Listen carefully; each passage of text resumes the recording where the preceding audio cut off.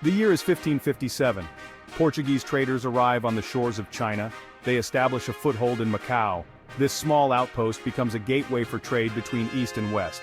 For centuries, China had remained largely isolated. Its vast resources and exquisite goods were coveted by European powers. The arrival of the Portuguese marked the beginning of a new era. It was a time of increasing interaction, competition, and ultimately, conflict. The Portuguese, eager to tap into the riches of the East, brought with them goods like silver, textiles, and spices. In return, they sought China's prized silks, porcelain, and tea. This burgeoning trade, however, was not one of equals. The Chinese, under the Qing Dynasty, viewed the Europeans with a mixture of curiosity and suspicion. They implemented strict regulations to control the flow of goods and people. Foreign merchants were confined to specific ports and were subject to numerous taxes and levies. Despite these restrictions, the allure of Chinese goods proved irresistible. European demand for tea in particular began to soar.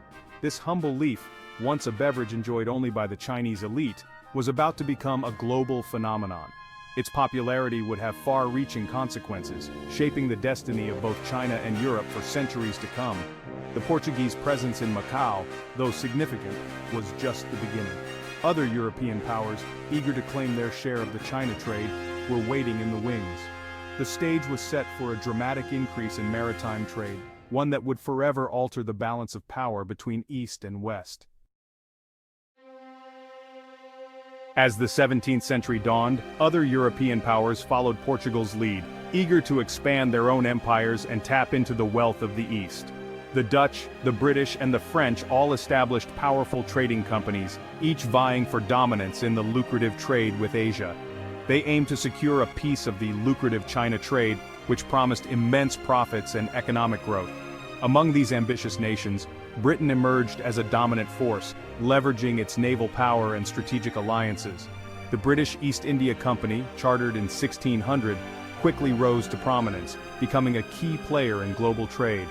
It established a strong presence in India, setting up trading posts and securing valuable resources. From there, it set its sights on China, aiming to tap into the vast wealth of the Chinese market.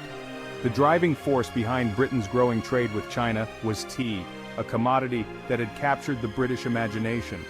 The British had developed an insatiable thirst for this exotic beverage, which quickly became a staple of British life. Tea drinking, once a novelty, had become a national obsession, with tea time becoming a cherished daily ritual. By the 18th century, tea imports from China to Britain had reached staggering levels, transforming the British economy. Millions of pounds of tea were shipped each year, fueling the British economy and transforming British society in profound ways. This burgeoning tea trade, however, created a significant problem for the British, one that would have lasting implications. China, under the Qing Dynasty, demanded payment in silver for its tea, creating a one-sided trade dynamic. This meant that vast quantities of silver were flowing out of Britain and into Chinese coffers, depleting British reserves. The British found themselves caught in a bind, struggling to balance their desire for tea with the economic realities of silver depletion. They were desperate for Chinese tea, but their silver reserves were being depleted at an alarming rate, causing widespread concern. This imbalance of trade would have profound consequences, leading to desperate measures and ultimately, conflict and confrontation. The British were not alone in their desire for Chinese goods. Other European nations were also eager to secure their share of the trade. Leading to intense competition and strategic maneuvering. This competition created a complex web of alliances and rivalries as each nation sought to outmaneuver the others. It played out against the backdrop of China's strict trade policies, which limited foreign access and controlled the flow of goods. The stage was set for a clash of cultures and ambitions, one that would have far-reaching consequences for the world, reshaping global trade and international relations. The Qing Dynasty, wary of foreign influence, implemented a strict system to regulate trade. This system, known as the Canton system, confined European traders to the port of Canton, now Guangzhou. It imposed numerous restrictions on their activities. Foreign merchants were forbidden from entering the city walls. They were only allowed to reside in designated factories or trading posts outside the city during the trading season. Communication with Chinese officials was strictly controlled. It was conducted through a group of Chinese merchants known as the Kohong. These merchants acted as intermediaries, handling all aspects of trade. They set prices, collected taxes, and ensured that the Europeans adhered to the Qing government's regulations. The Canton system, while profitable for both sides, was a source of constant friction. European merchants chafed under the restrictions. They resented the monopoly of the Kohong and the Qing government's refusal to grant them greater access to the Chinese market. The Chinese, for their part, viewed the Europeans with suspicion. They were wary of their intentions and determined to limit their influence.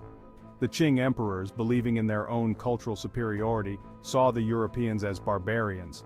They were reluctant to allow them any significant foothold in China. The Canton system therefore represented a delicate balance.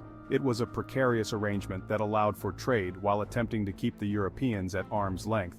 However, this system was about to be tested as never before. The growing demand for tea and the Industrial Revolution's impact on Britain would upset the delicate equilibrium, pushing the two sides towards a collision course.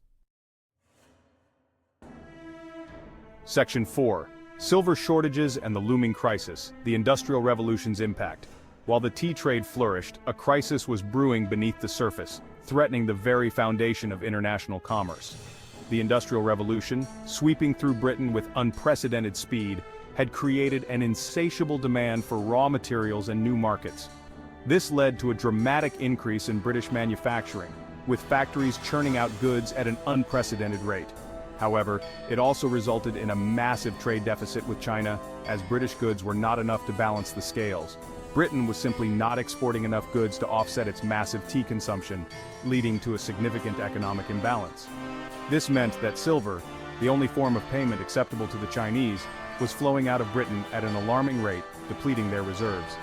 The British found themselves in a predicament, as their love for tea was causing a severe drain on their silver reserves. They were addicted to tea, but their thirst for the beverage was draining their silver reserves. The situation was unsustainable and required immediate action. The British needed to find a new commodity to trade, one that would be as valuable to the Chinese as silver, one that the Chinese would be willing to accept in exchange for their precious tea, thus restoring the balance of trade. This search for a new product to balance the trade deficit would have dire consequences, altering the course of history. It would lead the British down a dark path, one that would exploit China's vulnerabilities and plunge the two nations into a devastating conflict. The solution, when it came, was as unexpected as it was devastating, changing the dynamics of international trade forever. Opium, a highly addictive drug derived from the poppy plant, was already being traded in small quantities by the British East India Company, but now it took center stage. The company, seeing an opportunity to reverse its fortunes, began to aggressively expand its opium production in India, setting the stage for a new era of trade. They then smuggled the drug into China, where it was sold for silver, creating a new and highly profitable trade route. This illicit trade had a devastating impact on Chinese society, as opium addiction spread rapidly. Opium addiction spread like wildfire, particularly among the lower classes, leading to widespread social problems. It led to widespread social problems, including crime, poverty, and corruption, destabilizing the very fabric of Chinese society. The Qing government, alarmed by the growing crisis, was determined to stop the flow of opium into its country, taking drastic measures. This set the stage for a clash of civilizations, one that would have far-reaching consequences for both China and the West, altering their futures forever. Section 5. Opium's insidious entry from medicine to mass addiction. Opium, initially introduced to China for medicinal purposes, was once seen as a valuable remedy for various ailments. However, it quickly transformed into a destructive force that would change the course of history. The British East India Company, recognizing its potential for immense profit, seized the opportunity to exploit this potent substance. They saw it as a way to address their silver shortage and maintain their grip on the lucrative tea trade, which was essential to their economic interests.